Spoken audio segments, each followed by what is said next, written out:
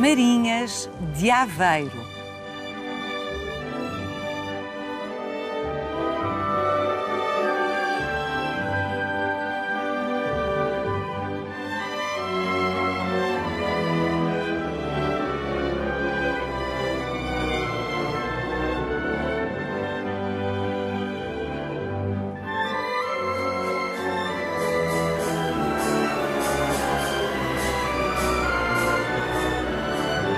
Esta é uma salina protegida, uma marinha, como se diz aqui em Aveiro. Contra as tendências do mercado, aqui continua a produzir-se sal marinho de forma artesanal. Um empreendimento voluntarista que teima em conservar esta prática ancestral. É que o cultivo das marinhas faz parte da identidade de Aveiro.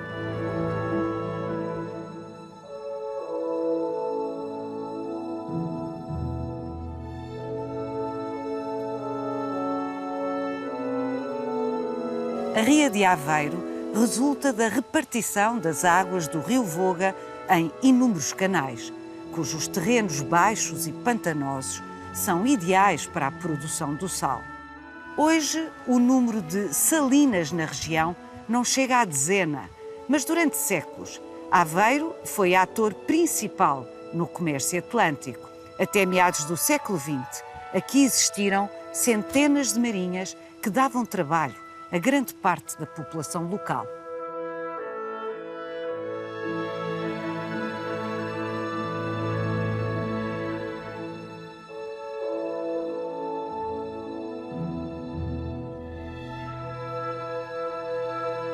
A produção de sal artesanal em Aveiro, em Portugal, está em extinção.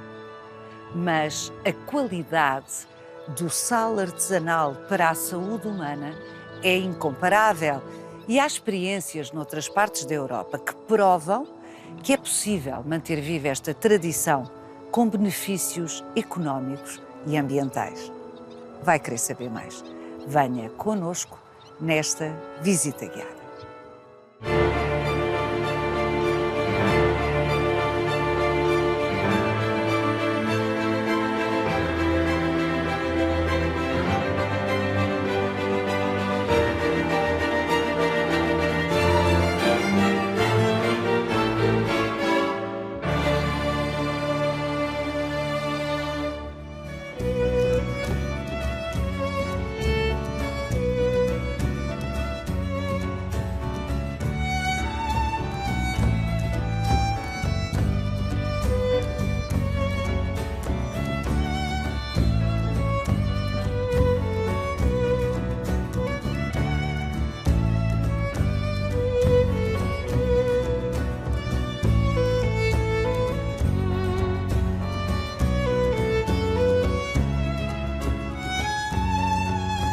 Gabriela Marques, a produção artesanal de sal tem mais a ver com a atividade agrícola que com as atividades marítimas. Aliás, diz-se cultivo do sal e a colheita do sal, precisamente porque segue as fases que temos também na agricultura, desde a fase da preparação, não dos campos, mas neste caso dos compartimentos e dos tanques para a produção, e depois da própria colheita do sal e da recolha que é feita no período do verão, quando temos finalmente as condições para formar os cristais de sal.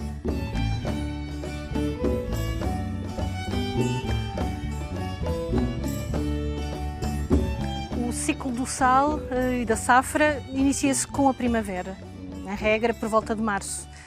E os dois primeiros meses, março, abril, são a fase da limpeza. Depois de um inverno em que a marinha ficou alagada, em boa parte, em que fica sujeita às chuvas, às lamas, aos lodos que se vão formando, a primeira fase de trabalhos é precisamente esta limpeza. Depois segue-se uma segunda fase, que normalmente vai para os meses de maio a junho, e que corresponde à cura dos solos. É a fase em que são também recuperados os vários muros e os muretes da marinha, as várias madeiras também, e que é feita a fase das chamadas molhaduras e secaduras, ou seja, deixar entrar a água salgada, que vai secar e que vai formar uma camisa de sal no fundo, depois seca, volta-se a deixar entrar a água salgada e faz este processo várias vezes para tornar o solo impermeável e compactá-lo. É esta segunda fase mais longa. Por fim, quando chega o verão, o calor do verão, e para ter o sal temos uma receita muito básica: água do mar, vento e muito calor. Daí que produzimos sal normalmente entre julho até setembro.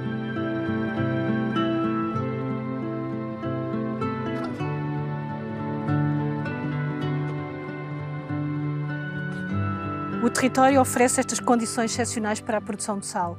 A água do mar, que está aqui ao nosso lado e que entra pela barra e que está presente em toda a ria e que vem até às marinhas. As argilas, que fazem parte desta região de Aveiro e que são utilizadas, quer a ândua, que é utilizada também nos compartimentos e para criar estes solos para os cristalizadores, ou o torrão, também, que é recolhido a partir dos terrenos que ficam nas margens da ria para fazer os muros. Defesa relativamente às marés.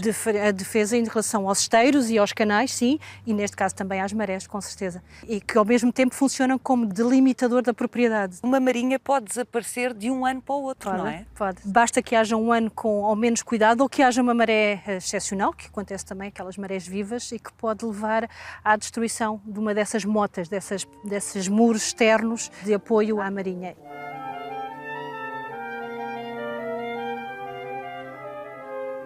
Estamos a falar aqui de uma realidade em que temos, por um lado, um proprietário e que também tem que ter o cuidado da manutenção dela no seu bom estado, e de um marnoto que faz o arrendamento da produção.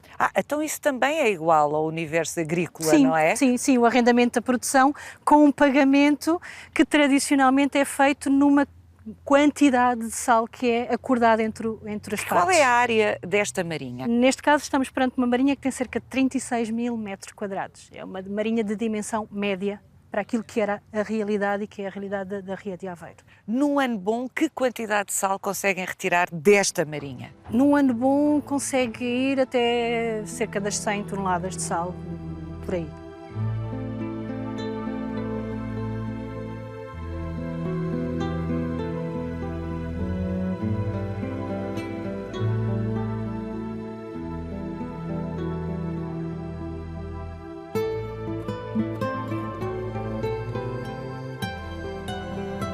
Quantas marinhas existem neste momento ativas em Aveiro? No ativo este ano, 2021, estão 7.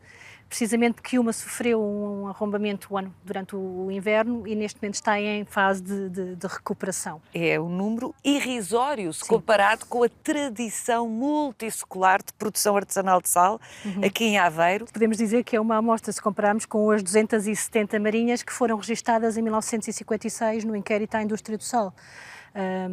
Vários foram os motivos e têm sido os motivos ao longo do tempo que podem contribuir para esta realidade. A partir dos anos 50, com a difusão de outros sistemas, faz com que a necessidade do sal, por exemplo, para a salga das carnes e do peixe, diminua. Obviamente. É uma das razões que podemos aqui invocar. Os frigoríficos. Os frigoríficos, sim, sem dúvida. Acabaram Vieram condicionar com a o sal. necessidade Sim. e com a procura imensa de sal durante muitos séculos, sim, não é? Sem dúvida. Pois, o próprio facto de estarmos perante uma atividade sazonal e com um rendimento que é incerto ano para ano. E hoje em dia isso nem sempre é atrativo para as gerações mais jovens. E é um trabalho duro. E é um trabalho duro, sim.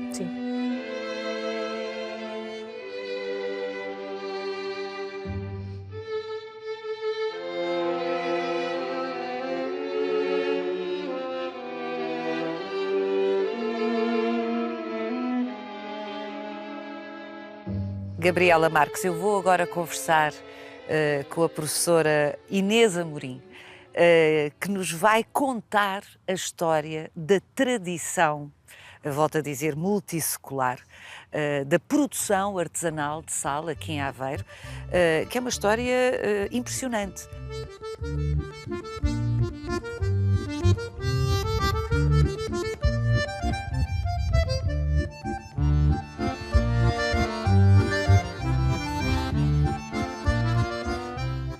Inês Amorim, estamos no último armazém de venda a retalho de sal artesanal aqui em Aveiro. é um armazém, ao que nos disseram, com mais de 50 anos. É o último de muitos armazéns que existiam aqui junto ao canal de São Roque, em Aveiro.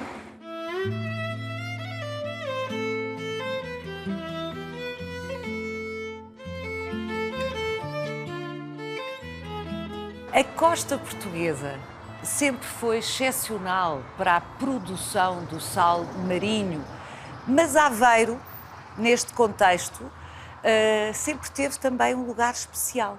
É verdade. O sal marinho, e disse muito bem, para distinguir do sal de interior ou o sal de mina, o sal marinho, Portugal tem condições muito boas, pela exposição solar, pelos ventos, pelas embocaduras, sobretudo nos estuários.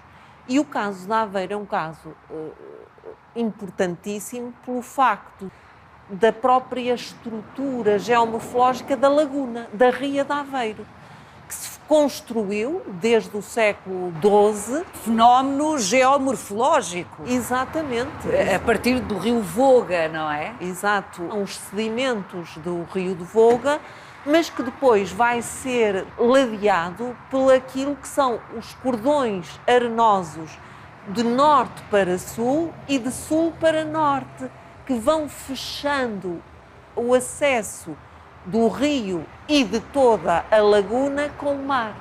Portanto, temos condições únicas em termos de salinidade, difíceis, porque todo este processo é um processo que não para no século XV, quando realmente nós já sabemos que esses cordões estão na sua posição atual, eles vão evoluir e aí o homem vai ter que atuar para permitir que a água salgada aceda a um sítio que esteja ao alcance das marés, mas que suficientemente longe das marés vivas, das ondas, da destruição. Portanto, têm que estar como que bem alinhadas e acolhidas e protegidas, porque o que afinal, o que é uma marinha, senão um processo de fazer da água terra e da terra sal.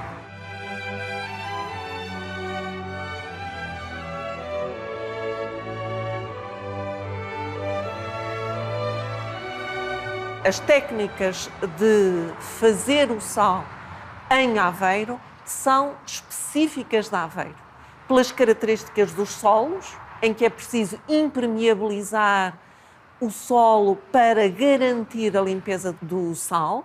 O sal é branco, que isto é fundamental. O sal português é branco, não é cinzento como o francês, não é vermelho como o indiano, não é amarelo, não.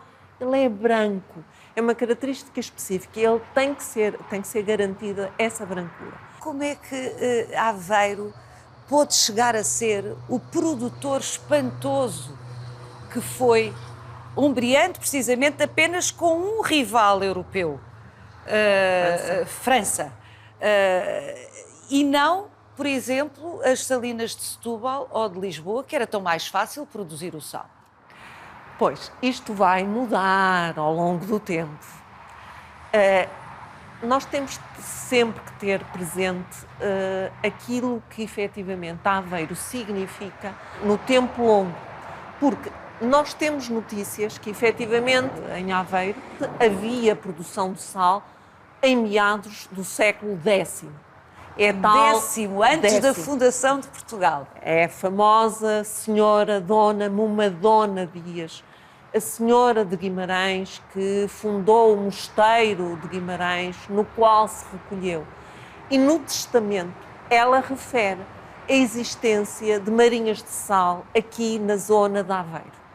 E, na verdade, nós temos imensas referências de outros mosteiros ao longo do tempo, porque todos têm um princípio. É preciso abastecer harmoniosamente o próprio mosteiro. E, portanto, nós sabemos que ao longo do século XI, XII, XIII, Aveiro produzia sal. Acontece que vai haver, a nível internacional, um interesse crescente pelo sal de evaporação, porque os grandes clientes eram países ou cidades do norte da Europa.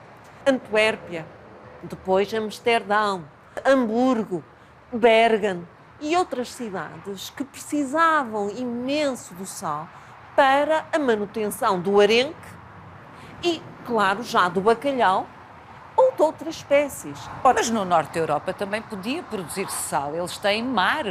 Pois têm, mas não têm sol. Pois é. Eles usavam técnicas onerosas, levavam junco, plantas das zonas marinhas, montavam-nas num sistema que permitisse jogar com água da chuva, que extraía a água, portanto vinha meia salgada para uns canais, por sua vez em depósitos, e era a força da ignição.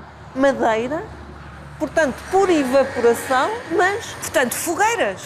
Fogueiras por baixo dos tanques para fazer evaporar a água. Exato. Em vez do sol claro, do sul. que não do tinham. sal, o sol, o sul, como cantou Alexandre O'Neill.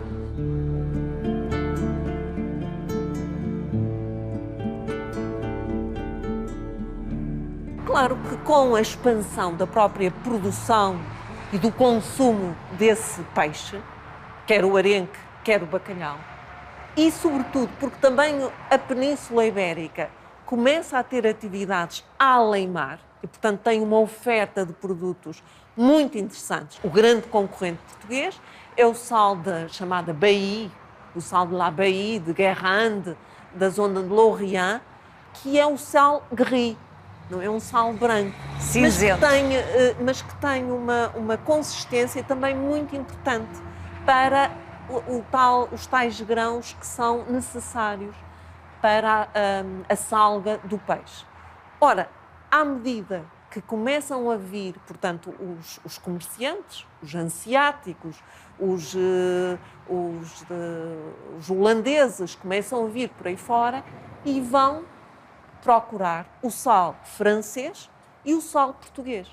Aveiro está bem posicionado logo no norte e vai ser importante. Até finais do século XVI está nessas rotas. A partir de finais do século XVI já não é competitivo. O sal de Aveiro torna-se mais importante para circuitos mais curtos, enquanto que os holandeses e os outros vão a Setúbal. Setúbal, a partir do século XVII, torna-se um grande ponto de abastecimento para os holandeses. E Aveiro é extremamente importante para a Galiza e até às Astúrias. Aliás, vem aí um período muito interessante, que é o período em que Portugal perde a independência. E Castela, Galiza, Espanha, vou falar assim, tem um enorme interesse no controle, no monopólio do sal. E vai usar o sal como arma política contra os holandeses. Vai lançar leis que proíbem o abastecimento de sal em portos, que era controlado por espanhóis. Portanto, todas as salinas são fechadas aos holandeses, porque temos que nos lembrar que estão em guerra com a Espanha. Estamos a falar de guerras religiosas. Guerras religiosas e Estamos políticas. a falar do século XVI e da emergência do protestantismo e das guerras religiosas que assolaram a Europa durante muito tempo entre católicos e protestantes. Sim. O pretexto o é cristianismo cindiu. Certo. Mas sabe, eu ensino isso aos meus alunos, mas ensino que está para muito para lá disso. Por exemplo, as questões fiscais são fundamentais. Ninguém quer pagar os impostos pesadíssimos, pois há elites locais. Mas é verdade que essa é a questão.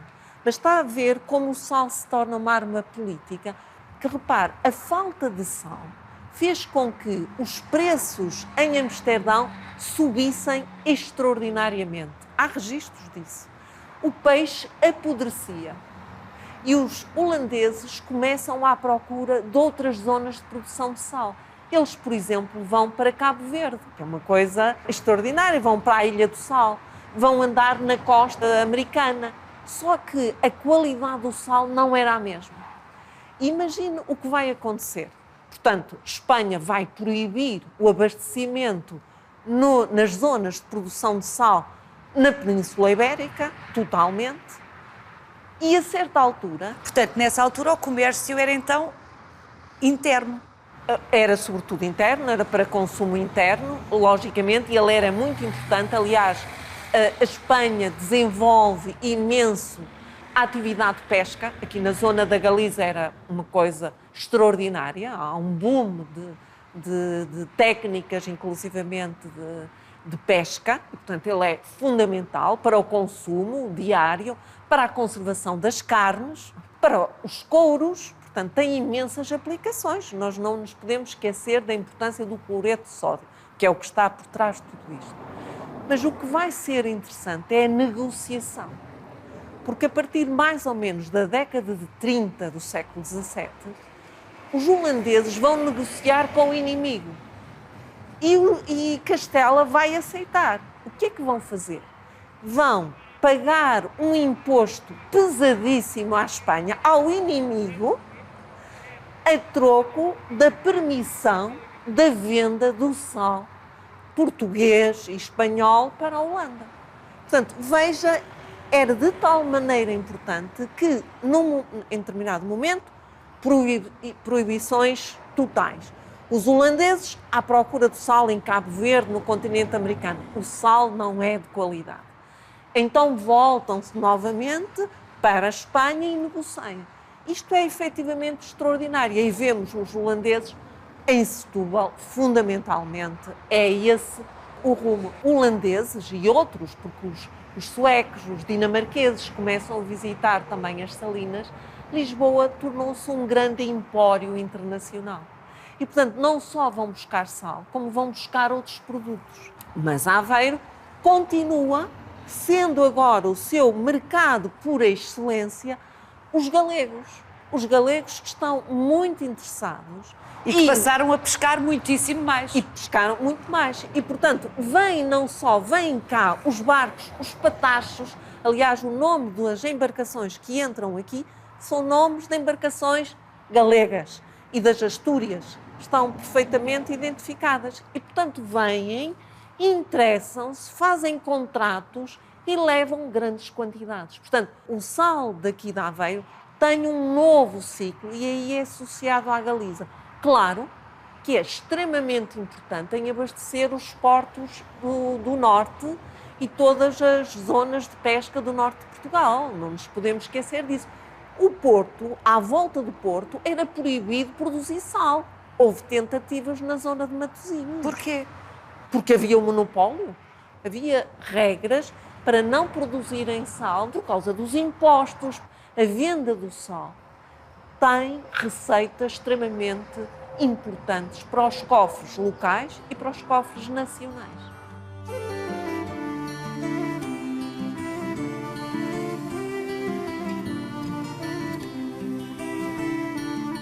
A partir de meados do século XVIII, a Barra de Aveiro está a ficar cada vez mais fechada. Ela começa a descer para sul, as correntes, o assoreamento, a dificuldade do mar rasgar. Portanto, está a imaginar o que vai acontecer às salinas.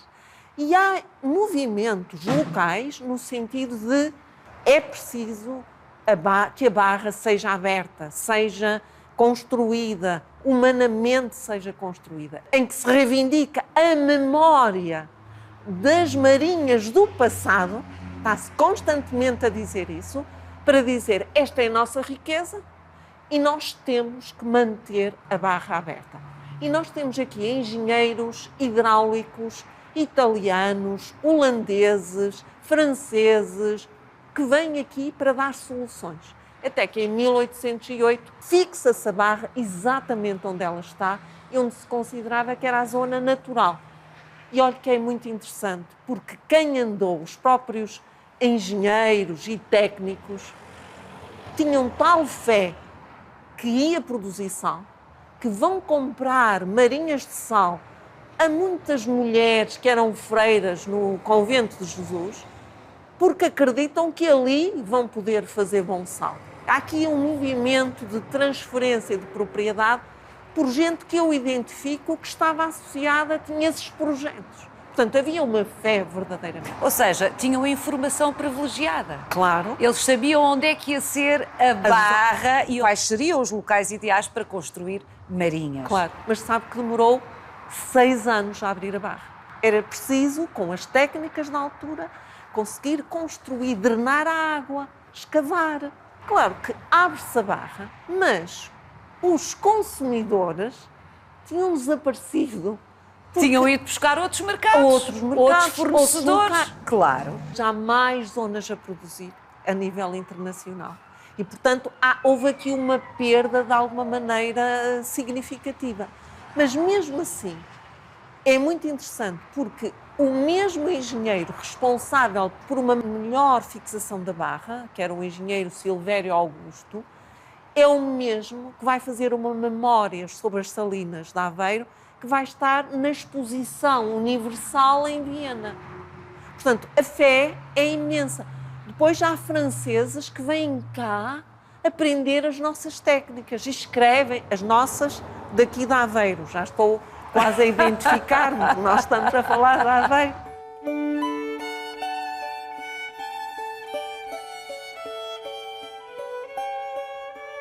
Quantas marinhas existiriam? Em meados do século XIX, deviam existir à volta de 300. Vou dar um número redondo. Mas eu fiz um levantamento de quantas marinhas se dizia que existiam, feitos por vários contemporâneos, e aqui oscila consoante a mensagem que querem transmitir. Claro. Porque a memória, sabe qual é o número que vem sempre? As 500 marinhas no reinado de Dom Afonso IV, 1300 e pouco. Era o número a que se aspirava. É que se aspirava. 500 marinhas. 500. E está sempre a falar nisto, sempre. Mas nós, é também interessante, é outro aspecto desta história do sal, como ela se tornou dentro dos academistas, está a ver, dentro dos homens do mundo da ciência, como eles também responderam a esta concorrência internacional. Já nos finais do século XVIII, início do século XIX, começam a comparar a qualidade do sal português com o sal de Cádiz, da Andaluzia, etc. É muito interessante. Por outro lado, em meados do século XIX, a mesma discussão e, sobretudo, esta preocupação. Será que o sal é um produto agrícola ou é um produto industrial? E é aí que começam, por exemplo, vários textos sobre a tecnologia do sal. A palavra que entra para mostrar que isto, afinal, é uma indústria. Porque, a nível europeu, está-se a discutir a importância do sal na indústria química, que começa a dar os primeiros passos. E então, em meados do século XIX, fazem-se inquéritos, 1860 e pouco, para todos os salgados. Aqui para esta zona há volta de 270 marinhas. E essa análise, esta estatística vai-se repetir. Faz-se nesta altura, vai-se fazer nos anos 20 do século XX, vai-se fazer nos anos 40 e vai-se fazer finalmente nos anos 50 do século XX. É o grande momento de avaliação, aí sim, dos salgados portugueses, até da Índia portuguesa. E o inquérito do salgado de Aveiro concluiu que, mais ou menos, 90% dos proprietários não tinham mais do que uma marinha. O que quer dizer que aqui as marinhas de sal estão muito fragmentadas por muitos proprietários. Foram-se dividindo ao longo do tempo. E esta é outra das características também desta zona. Sugiro que nos desloquemos agora até uma das mais belas praças da Aveiro, a Praça da República, onde vamos conversar sobre propriedade.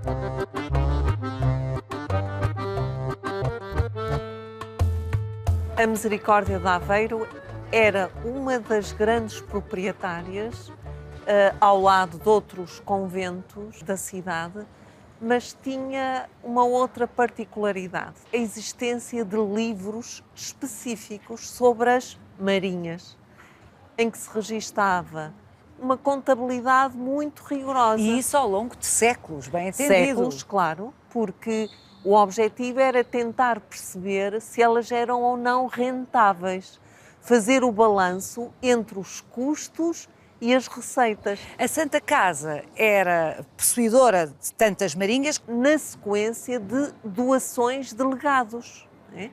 Legados pios, pessoas que faleciam ou antes de falecer faziam as suas últimas vontades e entre o património, que podia incluir terras, vinhas, prédios, mas as marinhas eram características desta zona, portanto é natural que estivessem incluídas. E era importantíssimo que elas fossem bem geridas, até por uma razão fundamental. Tratava-se de bens de alma, daquilo que nós chamamos uma economia da salvação. As receitas eram aplicadas no cumprimento das últimas vontades dos legatários, que podiam a celebração de missas, dar de vestir aos pobres, pão, portanto, uma série de obrigações que estão associadas a essa gestão.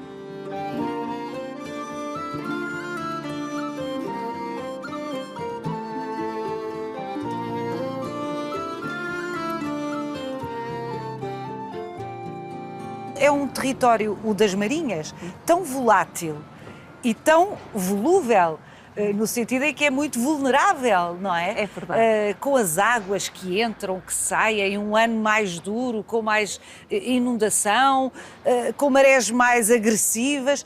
Como é que se garantia que aquela pessoa era proprietária daquele pedaço, no fundo, de ria?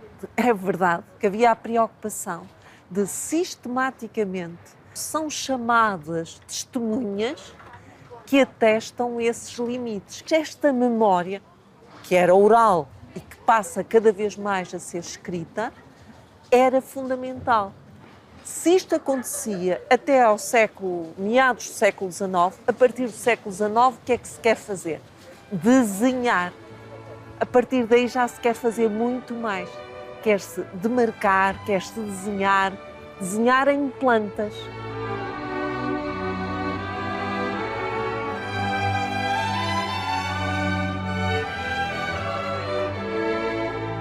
No século XVIII, por exemplo, Aveiro tinha à volta de 4.000 habitantes e só para 4 marinhas eram necessárias 1.500 pessoas em números redondos.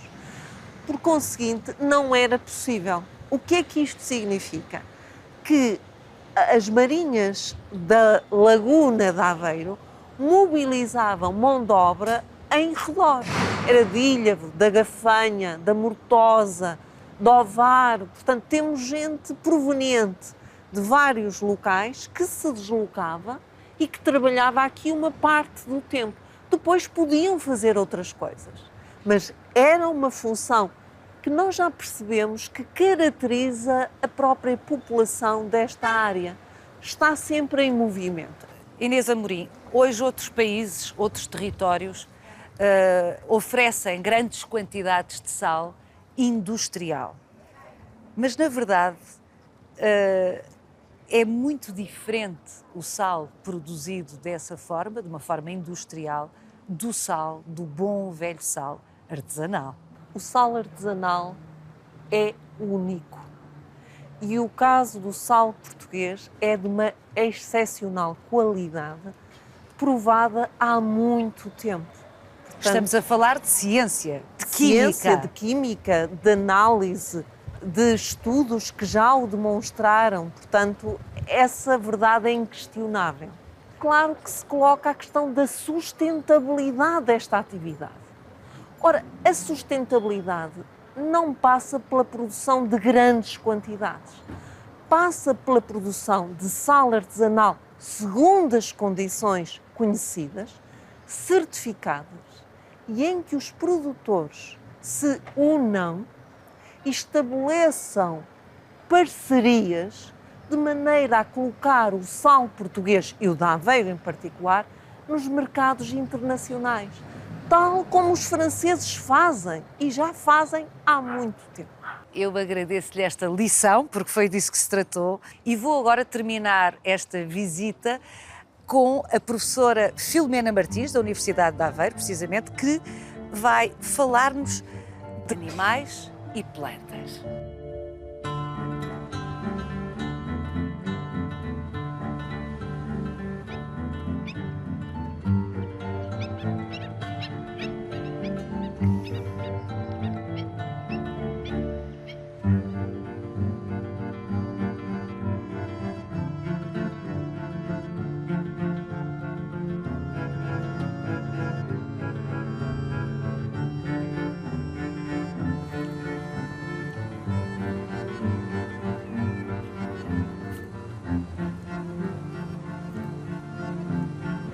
Filomena Martins, uma salina, uma marinha, como se diz aqui em Aveiro, é sempre um ecossistema de substituição. Exatamente. As salinas, a maior parte delas foram produzidas, foram construídas sobre sapais. Portanto, que era um ecossistema natural. A Ria de Aveiro é muito importante do ponto de vista das aves limícolas. São aves migradoras que têm a sua fase de nidificação, a sua época de repouso no processo de migração, precisamente nestas áreas de limos, de lodos, onde vêm buscar todo o alimento. E a Ria de Aveiro é muito importante precisamente porque está no trajeto de migração de uma série de espécies de aves que têm necessidade de uma proteção especial. E aqui na Ria nós encontramos-las muitas vezes. Por exemplo, o pernilonga é uma ave muito elegante, que nidifica aqui. O borrelho de coleira interrompida, o alfaiate, são aves todas elas que têm um estatuto de proteção especial. E a Ria de Aveiro aqui acaba por ter um papel que não é só, e uma importância que não é só uma importância local, mas uma importância internacional, porque faz parte de uma rede de diferentes áreas úmidas que são importantes para que essas espécies, quer na sua fase de nidificação, quer na sua fase de invernada ou de verão, possam ter-se local para se alimentar, para se reproduzir e para descansar.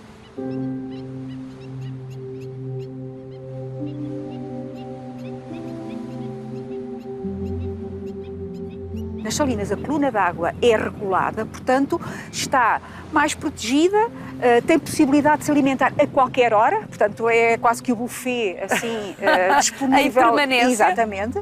E para além disso, mesmo quando necessitam descansar, como tem o dique de proteção da salina, não é? O muro de delimitação da salina, as próprias aves estão mais protegidas, olha, deste vento, desta nortada com que estamos aqui a levar, que também faz parte aqui das características naturais da região.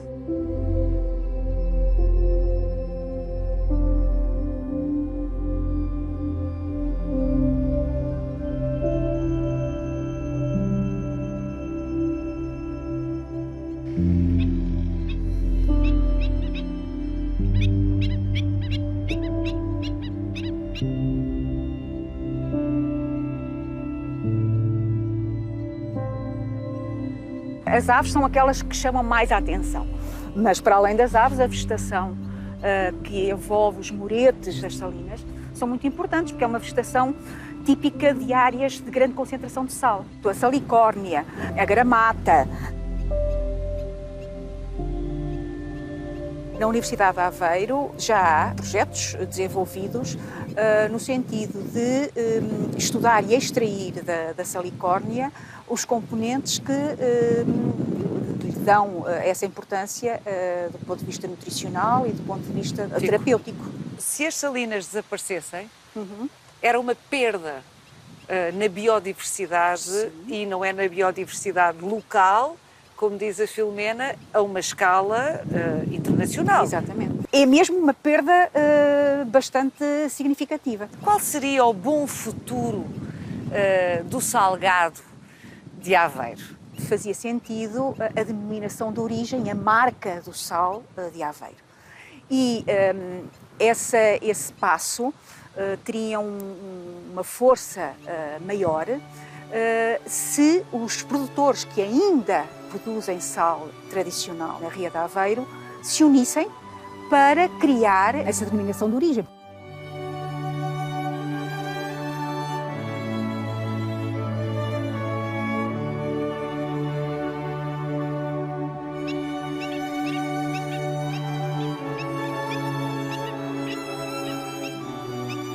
Siga-nos no Instagram, no Facebook e na nossa página, onde pode rever este e os outros Visita Guiada.